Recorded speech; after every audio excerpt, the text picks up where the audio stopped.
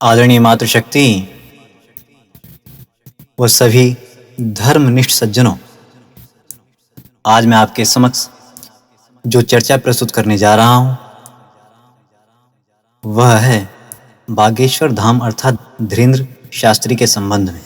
वास्तविकता तो यह है, जैसा कि एक पुरानी कहावत है कि शेर का भाई बघेरा एक कूदता है 9 तो दूसरा कूदता है 13।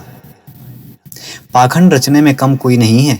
सब अपनी अपनी पाखंड रूपी दुकानें भोली जनता को भ्रमित करने के लिए बहुत ही अच्छी तरह से सजाए बैठे हैं, चाहे उसमें हिंदू हो, चाहे मुस्लिम हो या फिर ईसाई हो। पाखंड रचने में कम कोई नहीं है। मैं सबसे पहले तो निवेदन कर देना चाहता हूँ, सिख समाज का इस हिंदू समाज के ऊपर बहुत बड़ा ऋण है। इस विषय पर कभी फिर किसी वीडियो में चर्चा करेंगे, परंतु बहुत वेदना होती है जब गुरु गोविंद सिंह जी व वीर बंदा बैरागी तथा सरदार भगत सिंह जैसे राष्ट्रभक्तों के वंशज राम और कृष्ण की संतानें पाखंड रूपी जाल में फंसकर जीवन को पतन के कगार पर ले जा रहे हैं। आइए सबसे पहले हम बागेश्वर धाम के पाखंड की झलक देख लेते हैं वीडियो के माध्यम से।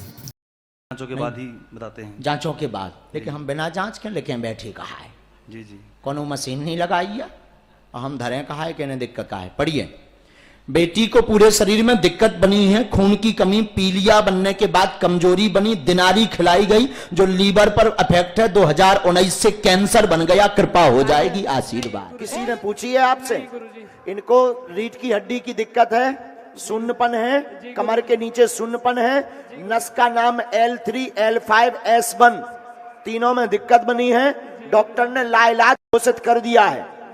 हाँ जी या ना जी, यही समस्या है। डॉक्टर कहते हैं कुछ भी नहीं है, कोई रिपोर्ट। जैसा कि अभी आपने देखा कि किस प्रकार से इलाज धीरेंद्र शास्त्री करते हैं और अपनी मीठी बातों में भोली जनता को फंसाते हैं। हमने कभी विचार करके नहीं देखा कि जिस पाखंडी धूर्त के सामने हम अपना इलाज कराने जा रहे हैं, क्या उसने कभी डॉक्टरी पढ़ी है, या फिर वो जिस विषय को लेकर के हम उसके सामने जा रहे हैं वो इस विषय का जाता है भी या नहीं। यदि उसका इलाज इतना गारंटी का है तो फिर सरकार क्यों इतना खर्च जहाँ तहाँ मेडिकल कॉलेज बनवाने में कर रही है? क्यों करोड़ों रुपए MRI, CT scan, ultrasound, x-ray जैसी मशीनों पर खर्च कर रहे हैं? क्यों नहीं इन जैसे बाबाओं को, मौलवियों को, पादरियों को डॉक्टर बनाकर बिठा देते? और सबसे बड़ी खुशी की बात तो यह है कि एक ही छत के नीचे सरकार के सारे कार्य सिद्ध हो सकते हैं। ना तो अदालत में जजों की आवश्यकता, ना पुलिस की, ना किसी डॉक्टर की आवश्यकता रहेगी। समझ में नहीं आता कि आज साइंस का विद्यार्थी अर्थात पढ़ा लिखा समाज होते हुए भी इन पाखंडियों के चक्कर में कैसे फंस जाता है। और यदि एक बार को सामान्य व्यक्ति अपने कष्टों को लेकर के इन बाबाओं के पास जा रहा है, तांत्रिकों के पास जा रहा है, तो कोई बात नहीं, परंतु इस राष्ट्र के करुणाधार नेता, अभिनेता और पढ़ा लिखा समाज जब इन पाखंडियों के सानिध्य में जाकर के अपने शीश को झुकाते हैं तो बहुत दुख होता है। क्यों? क्योंकि राष्ट्र को चलाने अर्थात सही दिशा देने में इन तीनों की अहम भूमिका रहती है। पहला ब्राह्मण, दूसरा नेता और तीसरा अभिनेता। परंतु इनके लक्षणों से प्रतीत होता है कि तीनों ही अपने अपने धर्म को भूल चुके हैं और राष्ट्र को गर्भ में ले जाने का कार्य कर रहे हैं। ब्राह्मण ब्राह्मण नहीं रहा, नेता नेता नहीं रहा और अभिनेता अभिनेता नहीं रहा। ब्राह्मण का कर्तव्य होता है कि वेद आदि शास्त्रों का अध्ययन करके समाज को धर्म के सत्य ज्ञान का बोध कराना। नेता का कार्य होता है सही प्रकार से नेतृत्व करना और अभिनेता का कार्य होता है राष्ट्र के बच्चों को अभिनव के द्वारा राष्ट्र के महापुरुषों व देशभक्तों के चरित्र के विषय में कहानी के माध्यम से शिक्षा प्रदान करना। परंतु तीनों ही अपने पद से विचलित हो चुके हैं। मैं निवेदन कर देना चाहता हूँ, समाज एक बालक की तरह होता है। जिस प्रकार से माता पिता आचार्य तीनों जिस बच्चे को जैसी शिक्षा देते हैं, बच्चा अपने पग धीरे धीरे उसी ओर बढ़ाना शुरू कर देता है। जिस प्रकार से अच्छी शिक्षा ना देने पर अंत में माता पिता आचार्य तीनों पछताते हैं, ठीक उसी प्रकार से समाज को सही दिशा ना देने पर एक दिन ब्राह्मण, नेता, अभिनेता तीनों को पछताना पड़ता है। मैं एक निवेदन और कर देना चाहता हूँ, हमारे शास्त्रकारों ने बहुत सुंदर लिखा है।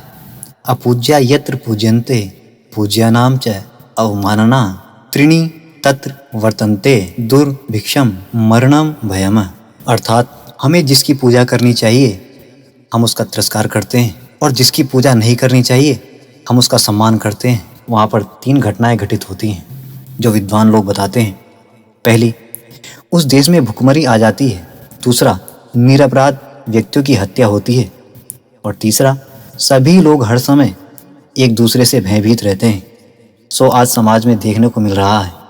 इसीलिए मैं निवेदन कर देना चाहता हूँ कि हमें ढोंग पाखंड में अपना जीवन न फंसाकर हमें यथार्थ को समझना चाहिए, हमें सत्यों को जानना चाहिए। हमारा धर्म क्या है, हमारा अपने धर्म के प्रति, हमारा अपने राष्ट्र के प्रति क्या कर्तव्य है, हमें अपने बच्चों को किस प्रकार की शिक्षा देनी चाहिए। मैंने थोड़े विचार आपके समक्ष में प्रस्तुत किए। नेक्स्ट वीडियो दूसरे विषय को लेकर के आपके समक्ष में फिर उपस्थित रहूँगा। आप सभी सनातन संस्कृति चैनल को एक बार सब्सक्राइब, शेयर व लाइक करना ना भूलें, जिससे कि आपको इसी प्रकार की जानकारी हमारे वीडियो के माध्यम से प्राप्त होती रहे। इन्हीं शब्दों के साथ अपनी वाणी को विराम देना चाहता हूँ। ओम इति शम।